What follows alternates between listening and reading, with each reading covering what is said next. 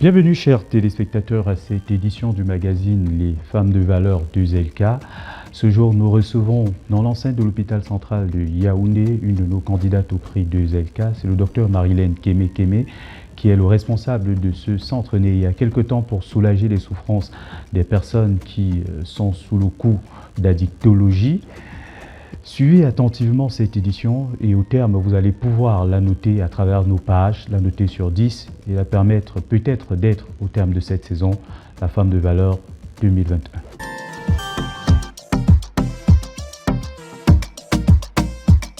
Docteur Marilène Kémé, bonjour, bonsoir ou bon après-midi. Bonsoir. Alors, êtes-vous sûr que avec tout ce que vous faites, tout ce que vous entreprenez, l'impact que vous avez autour de vous, vous avez le profil pour être la femme de valeur 2LK 2021? Eh bien, j'ai le profil pour être la femme de valeur 2LK 2021. Après, ça va être à ceux qui nous suivent de donner leur avis. Docteur Marilène Kémé, vous êtes médecin d'ailleurs. Vous nous accueillez dans vos bureaux à l'hôpital central de Yaoundé. Vous êtes à la tête d'une des institutions ou d'un des programmes de cette institution, le Centre Vie. Parlez-nous de vos activités. Alors, le Centre La Vie, c'est un centre de soins, d'accompagnement et de prévention en addictologie. Donc ici, nous suivons des patients souffrant d'addiction. Ça peut être des addictions aux drogues ou bien des addictions comportementales.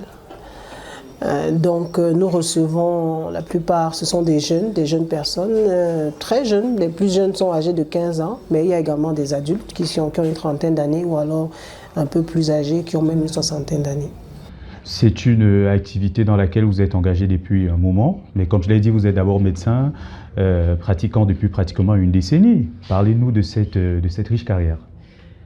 Alors, ma carrière commence en Ukraine, parce que j'ai fait mes études en Ukraine, à côté de la Russie, dans un pays de l'Europe de l'Est.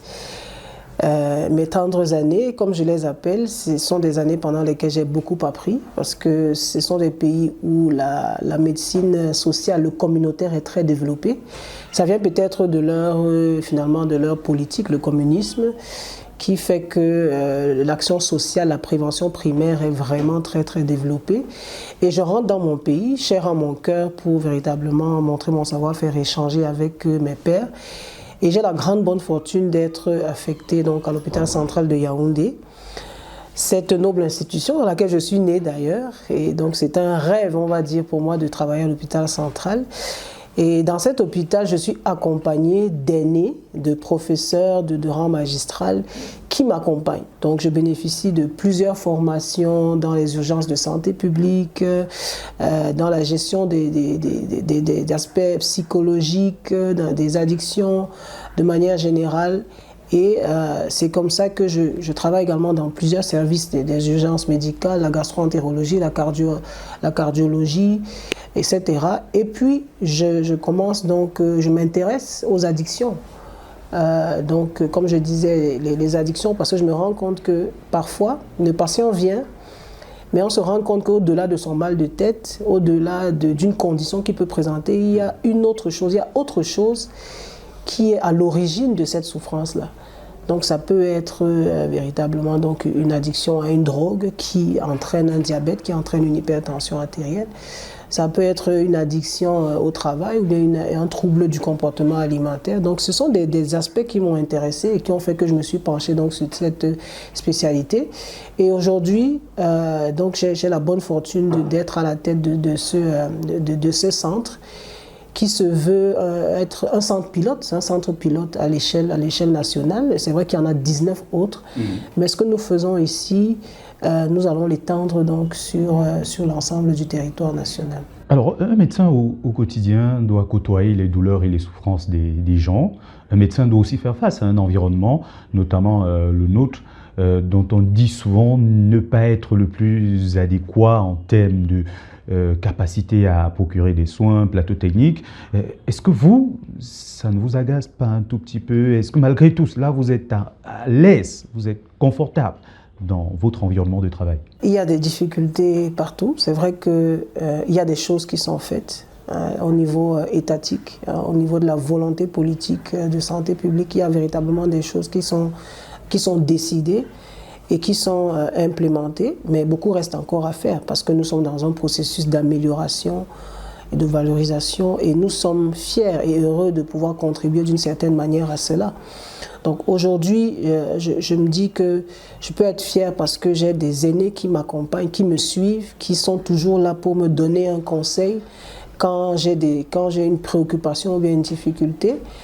Mais véritablement, il reste beaucoup de choses à faire encore une fois parce qu'on ne peut pas s'asseoir sur ses lauriers et se dire que voilà, on a atteint le summum, etc. La vie est dynamique, la science est dynamique. Et en s'inspirant des expériences des autres, de ce qui se passe de l'autre côté, etc., on est dans un processus toujours d'amélioration des conditions de travail. C'est essentiel parce que les personnels soignants, ce sont des êtres humains qui ont des familles, qui ne sont pas tombés du ciel. Et justement, le fait d'être face à la souffrance, de devoir accueillir la souffrance de l'autre, ça a un impact certain sur nos vies. On ne peut pas toujours le dévoiler à nos familles pour ne pas les inquiéter, pour ne pas, etc. On doit gérer tout ça en interne. Et il est essentiel que les conditions de travail des soignants soient idéales, non seulement pour eux-mêmes en tant qu'êtres humains, mais également pour les populations qu'ils reçoivent.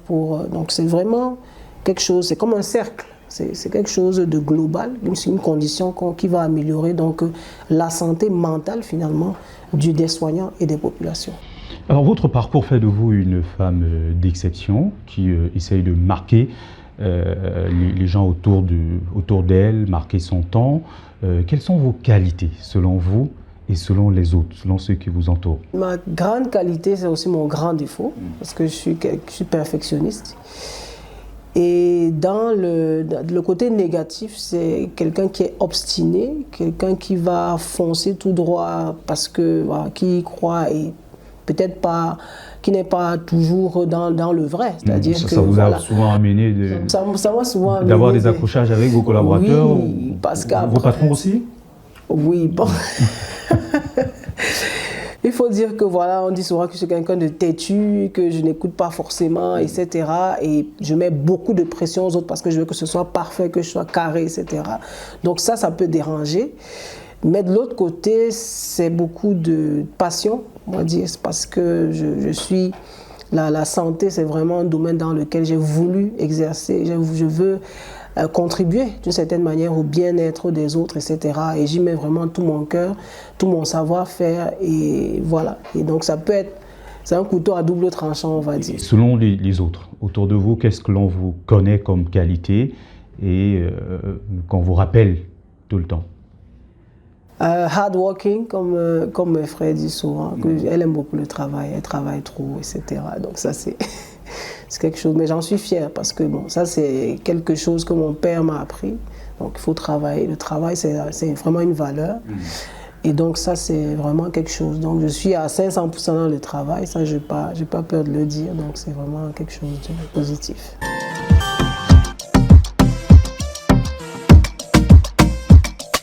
Alors, docteur Marilène Kémé, nous abordons la seconde séquence de notre échange au terme duquel vous allez peut-être pouvoir séduire nos internautes et téléspectateurs qui feront de vous la femme de valeur de ZELCA 2021. Dans cette séquence, nous évaluons l'impact que vous avez autour de vous. J'ai envie de vous demander, docteur, avez-vous un vrai impact sur votre environnement et comment est-ce que vous l'évaluez? Que la notion d'impact, pour moi, est essentielle parce qu'elle m'a été inculquée, on va dire, depuis l'enfance. Parce que moi, je suis née dans une famille bouddhiste. Et dans le bouddhisme, l'individu doit avoir un impact sur son environnement. On parle de non-dualité entre l'être et son environnement. Et donc, si l'ombre est penchée, pour redresser l'ombre, il faut redresser le corps. Et justement, je me positionne en tant que soignant, comme ce soignant qui doit être particulier, qui doit avoir un impact sur son environnement, être un autre type de soignant, pas celui qu'on va insulter, qu'on va charrier, Donc, j'ai véritablement envie qu'on dise, ok, j'ai rencontré le docteur Kémé aujourd'hui et elle m'a fait une bonne impression, elle m'a expliqué les choses, j'ai compris et je suis confiant par rapport à l'avenir. Donc c'est de cet impact-là qu'il s'agit. Et d'ailleurs, dans la même lancée, j'appartiens à l'association Médecins du Cameroun, qui est une association de médecins camerounais qui se positionne pour une médecine humaniste, une médecine avec une nouvelle génération de médecins justement qui veulent apporter l'espoir, ou alors ramener l'espoir dans le cœur des Camerounais et leur dire qu'ok, finalement, parce que nous sommes des soignants, mais nous sommes aussi vos fils, nous sommes vos filles, nous sommes des gens qui voulons améliorer, n'est-ce pas, l'image de la médecine de manière générale au Cameroun. Donc, y a-t-il quelque chose qui vous manque pour être plus influenceuse, pour avoir un impact plus grand? Il y a toujours des choses qui manquent, on va dire. On fait des efforts, n'est-ce pas, pour cette amélioration, mais il faut des ressources financières, j'ai envie de dire, pour que, voilà, qu'il y ait une plus grande visibilité, pour que la prise en charge soit optimale. La prise en charge en temps des patients ici, par exemple, pour qu'il y ait vraiment tous les éléments pour qu'on arrive au résultat escompté. Il faut des ressources humaines, il faut des ressources matérielles, il faut un ensemble de choses pour qu'on puisse se dire, ok, on a tout donné. Alors, quand on a de l'impact sur son environnement, quand on sent qu'on a de l'influence sur les gens, ça engraisse son ambition. Et maintenant, est-ce qu'il y a autour de vous des choses qui limitent cette ambition, qui vous, peut-être de temps en temps, vous donnent l'impression que vous n'allez peut-être pas y arriver? Mon ambition, j'en ai une certainement, mais mon ambition, c'est surtout de pouvoir me positionner comme une autorité en matière d'addictologie au Cameroun et dans la sous-région. Mais c'est une ambition que je veux participative parce que je ne pense pas être indispensable. J'ai vraiment envie de pouvoir contribuer et la médecine, c'est la collégialité, c'est le partage, c'est vraiment, il n'y a pas quelqu'un qui va se dire qu'il est omniscient ou bien, etc. Surtout pour la science qui est quelque chose de dynamique, qui est en constante mouvance. Donc c'est véritablement une approche participative et j'ai véritablement envie d'être la personne qui va contribuer au maximum dans cette démarche-là. Et maintenant, peu importe l'endroit où je serai, vraiment ce sera avec beaucoup de joie, beaucoup de détermination que je contribuerai à l'amélioration de la condition de santé des populations.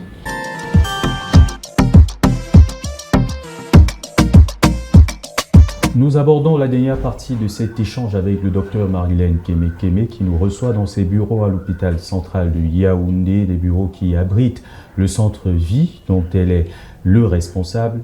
Docteur Marilène Kémé, dans cette dernière partie, nous allons évoquer votre regard sur la société. Quand vous observez cette société à laquelle nous appartenons, que lui manque-t-elle selon vous pour être meilleur? Eh bien, quand j'observe la société, je peux dire que nous sommes en pleine crise de valeurs. Nous sommes africains, nous sommes camerounais avec un passé d'esclavage, de colonisation, etc. Et donc, il y a beaucoup de pertes de valeurs dans notre société. Nous sommes une société qui essaye de se positionner dans ce grand village finalement qu'est devenu le monde. Et on a une jeunesse beaucoup plus qui se perd, qui n'a plus de repères. Donc on manque de modèles. On a besoin de modèles dans cette société, de modèles inspirants qui vont donc inspirer, n'est-ce pas, la jeunesse et les orienter ou les guider vers de meilleurs choix, de bonnes décisions, etc. On a besoin de dirigeants courageux, qui soient déterminés, qui soient forts, qui soient attachés à un certain nombre de convictions, un certain nombre de valeurs. Et justement, encore une fois, pour inspirer cette population, donc pour les mener vers des objectifs clairement définis et pour le bien-être de tous. Alors s'il fallait dégager des responsabilités selon vous, qui seraient les responsables de cette décrépitude de la société, les jeunes, les parents, les dirigeants, etc., etc. Pour vous, c'est qui le responsable? Tout le monde est responsable. Tout le monde est responsable parce que chacun de ces acteurs-là a sa part de responsabilité. Quand on regarde la télé, des fois on se dit non, pourquoi les Blancs veulent nous imposer leur programme, etc. Mais eux, ils montrent ce qui se passe dans leur société. Rien ne nous empêche de montrer ce qui se passe dans la nôtre. Parce qu'effectivement, nous sommes dans un village planétaire, dont maintenant aujourd'hui on peut allumer la télé et voir ce qui se passe en Chine, etc. Mais si notre culture est suffisamment forte, suffisamment pertinente, eux aussi pourront allumer la télé et voir ce qui se passe par exemple au Cameroun. Parce qu'on est devenu, c'est vraiment un échange. Maintenant il s'agit de pouvoir donc filtrer, c'est-à-dire que prendre ce qui est bon et conserver, donc rejeter ce qui nous paraît non pertinent, et puis voilà, émouler ça. Donc nous sommes dans une société où on doit créer une sorte de modèle hybride, c'est-à-dire qu'on conserve nos valeurs africaines, nos valeurs auxquelles nous sommes attachés, qui nous sont chères, mais on voit également ce qu'il y a de positif chez l'autre, parce que nous sommes des êtres humains. Nous sommes certes, chacun de nous est unique, on va dire, et puis l'autre a également quelque chose à apporter, quelque chose qui est positif. Donc il s'agit d'identifier cela et de faire le bon mélange. Avez-vous des opinions politiques? Bon, peut-être que c'est un peu trop de philosophie, mais la politique est présente. Êtes-vous engagé dans une formation politique, par exemple? Non, je ne suis pas engagé dans une formation politique. Sinon, est-ce qu'il vous arrive souvent de prendre position sur des faits politiques ou des faits sociaux qui engagent peut-être les politiques? Ma position ferme, sans appel, est que l'être humain doit être au centre des préoccupations. Que ce soit, parce que la politique finalement c'est une question de sémantique, ça intervient partout, c'est une décision générale pour tout le monde, c'est juste ça. Maintenant il s'agit de se dire comment penser l'économie et que l'être humain soit au centre des préoccupations, comment penser la santé pour que l'être humain soit au centre des préoccupations, comment penser l'habitat, comment penser. Donc de manière large, c'est ça la politique, de manière triviale si on veut dire. Donc véritablement, quand on va mettre l'être humain au centre des préoccupations, quand on va se dire derrière un dossier au MINFOPRA ou bien au MINFI, il y a un individu qui a une famille, qui a comment on appelle ça, des contraintes, etc., on aura évolué. Derrière chaque élément finalement qu'on va vouloir décider, derrière chaque décision, on va se dire c'est pour le bien-être d'un individu. À ce moment-là, on aura évolué. Ça, c'est ma position. Quel est le regard que vous avez sur la famille? C'est vrai qu'on a toujours tendance à vouloir limiter la famille à juste le père, la mère et les enfants, mais la famille, c'est plus large. Il y a plusieurs types de familles. Il y a des familles qui sont monoparentales et on peut être parent sans avoir engendré, je veux dire, des enfants. Donc, la famille, pour moi, c'est très important.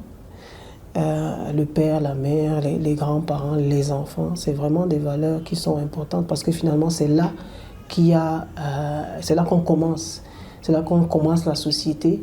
Et si on y a un bon départ, on aura une société beaucoup plus épanouie, beaucoup plus pérenne.